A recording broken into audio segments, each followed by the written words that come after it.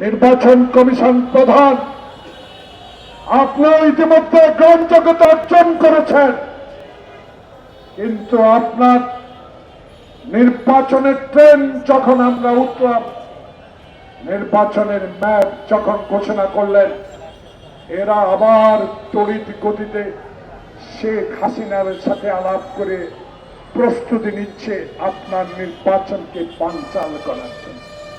তাই বাংলাদেশে যারা আন্দোলনে ছিলেন,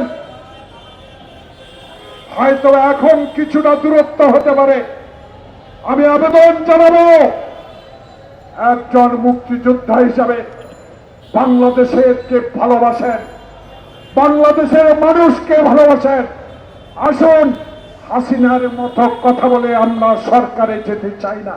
তাই আমার নেতা তারেক রহমান বলেছে, বাংলাদেশে আমার ভোট আমি দিব, সেই ভোটে আমি নির্বাচনে যদি জয় লাভ করতে পারি, যারা 16 বছর আওয়ামী অত্যাচারে অবিচারে নিজের সন্তানকে বুকের থেকে টেনে নিয়ে হাসিনা জবাই করেছে, তাদের বিরুদ্ধে আমাদের লড়াই।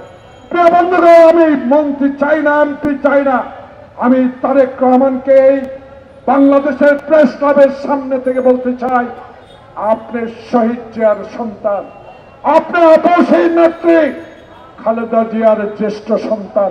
16 বছর আগে আপনার কনিষ্ঠ ভাই আরাফাতকে যখন 111 সরকার ষড়যন্ত্র করে জীবন থেকে নিয়ে গেছে, আপনাকেও এই ময়েন, এই ফখরুদ্দিন, যারা আপনাকে মেরুদণ্ড ভেঙে জীবন শেষ করতে চেয়েছিল, রাখে আল্লাহ মারেকে আপনি 16 বছরে যে অভিজ্ঞতা, 16 বছরে আমাদের নেতা কর্মীদেরকে উৎসাহ দিয়ে মা হারা, সন্তান হারা, ভাই হারা পরিবারকে সান্ত্বনা দিয়ে আপনি 16 বছর এই ডানে বামে সামনে নেতা কর্মীদেরকে উজ্জীবিত রেখেছেন।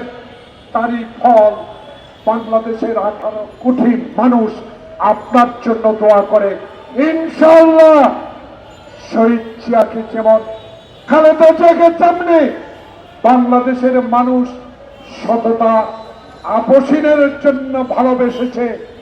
আপনাকেও 16 বছর 10,000 কিলোমিটার দূর থেকে আপনি আমাদেরকে গণতন্ত্র রক্ষার জন্য যে উজ্জীবিত করেছেন, আল্লাহর কাছে এই জোহরের নামাজের আগে এই পবিত্র আমার বড় শিক্ষকদের পক্ষ থেকে, অগণিত মানুষের পক্ষ থেকে আপনার জন্য দোয়া করব, আপনি যেন আপনার হাতে আপনার বাবার ঘোষিত স্বাধীনতার পতাকা সমুজ্জ্বল রাখতে পারেন, সেই দোয়া কামনা করে অপরাজয় বাংলা বাদল সরকারকে ধন্যবাদ জানিয়ে আমি আমার বক্তব্য শেষ করছি। আল্লাহ হাফেজ। বাংলাদেশ জিন্দাবাদ।